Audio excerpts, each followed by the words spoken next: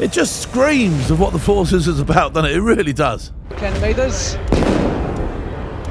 gives the signal for the start of the Royal Navy field gun competition, and into the lead it is just Devonport. It's like, oh, we've had that now, forget about it. You know, we've robbed this generation of this. Here they come down, just. Listen up, before we get to grips with this video, then I'd like you to do me a massive favour. If you haven't hit that subscribe button, it's imperative that you do so. We need to build our numbers, we need to build our audience. It just means we can do more for you. Right, I'm getting on with it now. The Royal Tournament wasn't just a show, it was a century-old symbol of British military identity. The field gun competition, the mass displays, the inter-service rivalry, the atmosphere at Earls Court, families cheering, recruits inspired, units bonded. It all ended in 1999 after the Strategic Defence Review, when the event became too expensive, too demanding on manpower, and apparently no longer essential. But ask anyone who served if it mattered. So today, we're asking in 2026 and beyond, would Britain benefit from bringing it back? And what would it give the Forces today? Now, let's take a look at some footage, shall we? And then we'll let you make your minds up.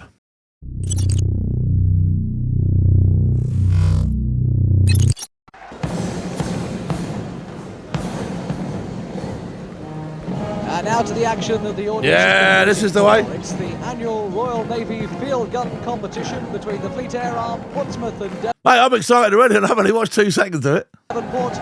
2 teams in each performance. On the far side today, it's the team from Devonport.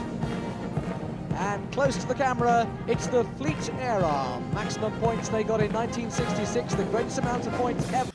Do you know they used to pipe the results out of this all over the world?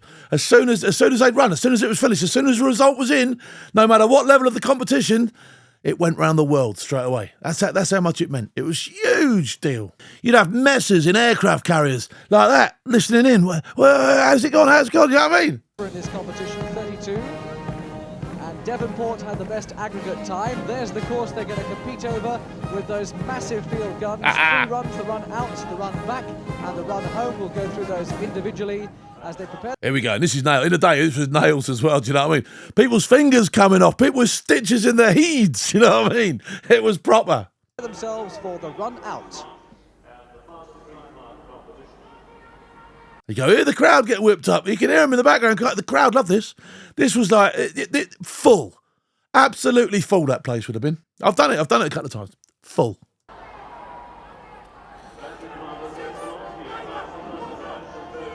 Battery Commander, Lieutenant Commander Ken Mathers. There they go, and they're off. Gives the signal for the start of the Royal Navy field gun competition, and into the lead it is just Devonport. First man over the wall there. Only just though, but look at that gun being ripped apart on both sides. It just screams of what the Forces is about, doesn't it? It really does. Thrown over the wall. The team's following over a 900-pound gun barrel sitting there on its gun carriage. Putting the wheels on. First man over the chasm. There we are. It's the Fleet Air Arm. Fleet Air Arm just in front of Devonport. Fastest time. There it is, 2:24.69. That's for Devonport, who still have the lead over Fleet Air Arm, who pulled up just slightly on 2:25.38. Less than a second in it as we get set for the run home. There's so much discipline in this as well, do you know what I mean? You can get marked down for not being in the right place, for not being on your spot, for moving after the thing, for you name it. It's proper stringent, it really is.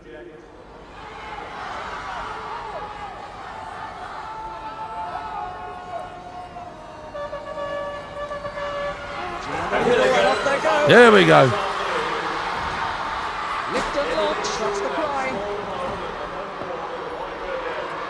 Oh, they're slow through the wall of Fleet Air Arm. But they're just all through. And How close that is. They run to the finish line. Here they come down just. Fleet Air Arm just seemed to pull through there. Come on!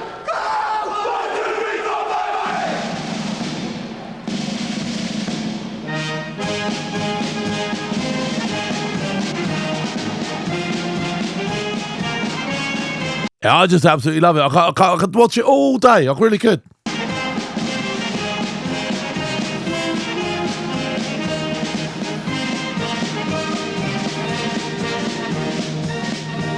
It's like we've robbed our own generation of something like, do you know what I mean? It's like, oh, we've had that now, forget about it. You know, we've robbed this generation of this, and we've robbed future generations of if we don't get it back. We really have.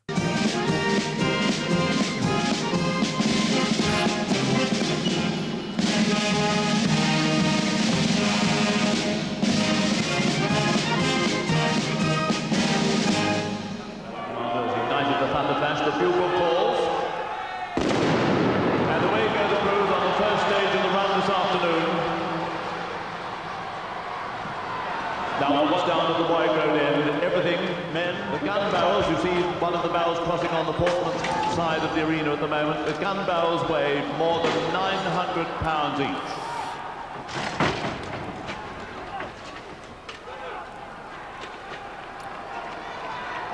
If you've ever been near any of this kit, it's serious stuff as well, proper heavy. Those blocks, oh. Everything then manhandled across the arena through the small hole in the enemy wall, and they prepare to fire their guns for the first 3 rounds.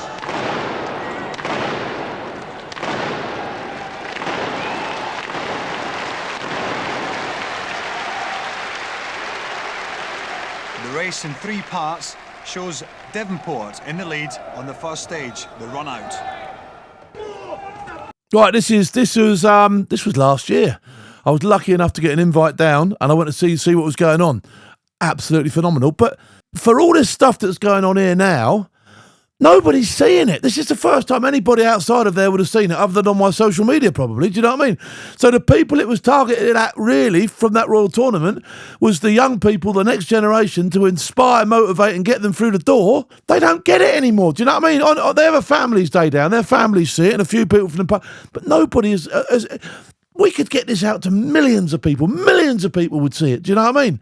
And you know what I say, when it comes to recruitment, you can't be what you can't see. And if you don't see this, well, you wouldn't want to be it, would you?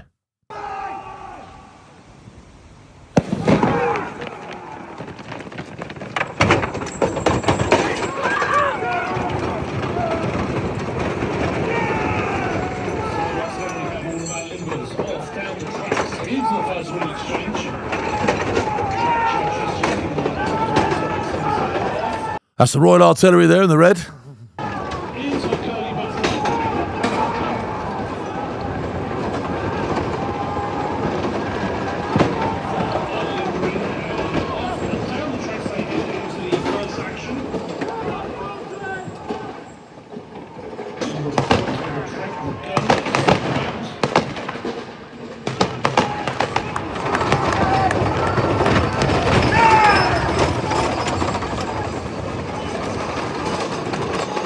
There we go. What's going on with the troops there is exactly the same as it was in the day. It's just that nobody's seeing it, are they?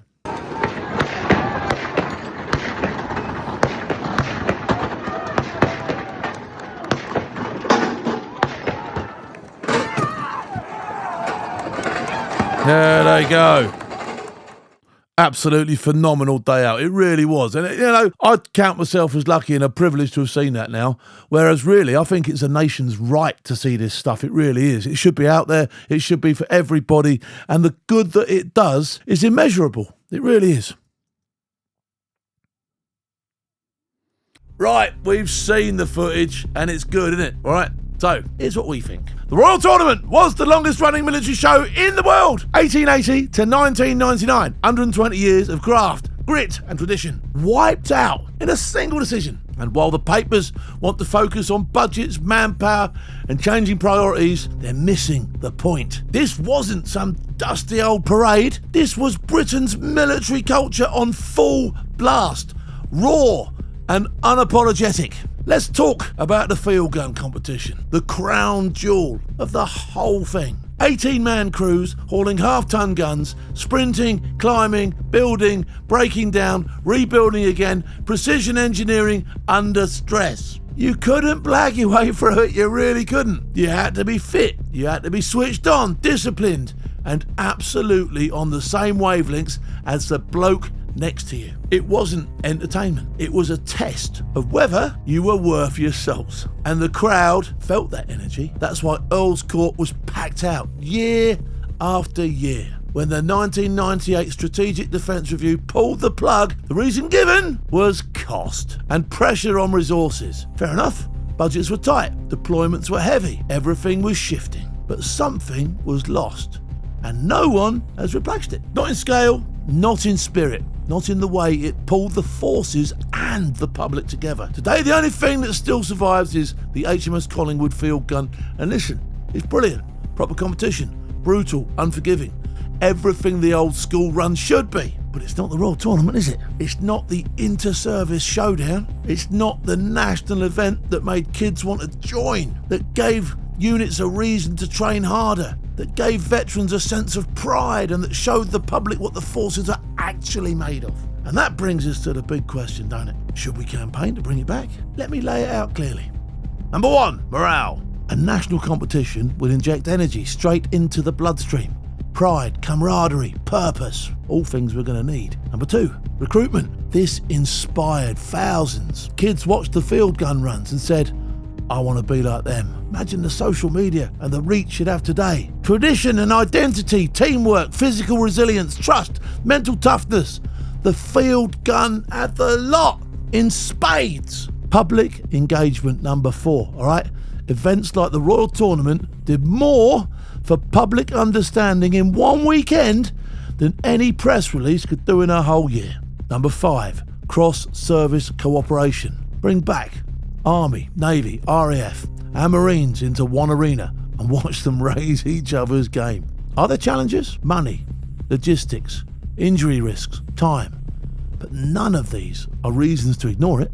They're reasons to build it better. The appetite, I reckon, is massive. Every veteran I've ever met talks about the Royal Tournament with pride. So here's my take. Yes, we should be asking the question. Yes, it's time to consider bringing it back. And yes, the forces community should decide this together. If you've served, if you've competed, if you were at Earls Court, and I was, if you remember the atmosphere, drop your memories and your photos, your stories in the comments below. Let's see how many people actually want this back. And if you want to get live updates here and the conversations we can't discuss openly, then you can join our membership for just 16 pence a day on Force TV Plus.